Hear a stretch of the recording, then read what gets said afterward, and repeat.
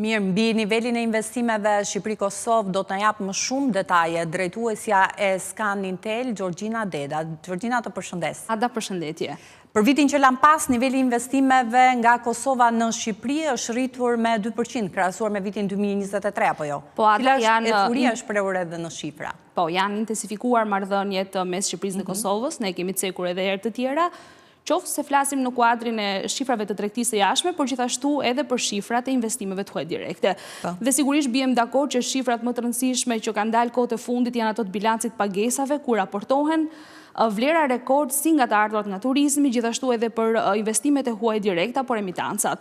Por, si ka qenë ecuria investimeve të huaja qoftë të Kosovës në Shqipëri, por qoftë të Shqipërisë në Kosovë, le ta shohim me grafikët që unë kam sjellë për ditën e sotme për të parë pra tendencën, gjithashtu edhe vlerën totale për gjatë 10 viteve.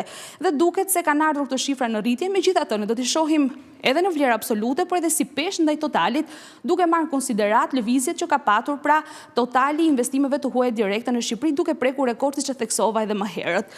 Le t'i referohemi grafikut të parë, ku flasim për investimet direkte ose të drejt për drejta të Kosovës në Shqipëri sipas viteve dhe dukshëm shohim që ka patur një interes të shtuar pra të Kosovës në Shqipëri me një vlerë që arrin në rreth 95 milion euro, nga 72.23 milion euro që ishte në vitin 2023. Pra nëse shohim ecurin historike, pra sa i përket të paktën 10 viteve të fundit, shohim që nga viti 2014 investimet e huaj direkte të Kosovës në Shqipëri janë rritur ndjeshëm. Dhe në qofë se marim totalin pra për gjatë viteve, në qofë se flasim që nga 2014 deri në vitin 2024, mund themi se Kosova në Shqipëri ka investuar rreth 334 milion euro në total për gjatë 10 viteve, që patjetër është një shifër konsiderueshëm e lartë. Por le të shohim në grafikun e radhës se sa kanë qenë investimet e Shqipërisë në Kosovë. Dhe sërish shohim të njëjtën tendencë, pra Ada ka patur një rritje të vazhdueshme.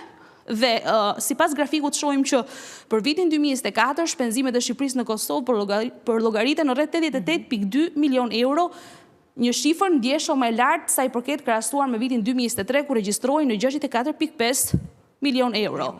Është luhatur ky tregues, pra sa i përket investimeve të drejtë për drejta të Shqipërisë në Kosovë, pra nuk kemi një trend rritës në këtë rast siç pam grafikun më herët, por kemi një luhatje të shifrës. Gjorgjina, nëse krahasojmë le të themi nivelin e investimeve nga Shqipëria në Kosovë dhe anasjelltas, nëse në Kosovë ndër vite kemi arritur, pra Kosova, investimet e Kosovës në Shqipëri, ndër vite kemi arritur një nivel investimi rreth 314 milion euro. Në Shqipëri sa shkon vlera e investimit? Por llogaritet pak më e lartë vlera, Ada, nëse i marrim të dhënat që nga viti 2014 deri në vitin 2024 me rreth 419 milion euro.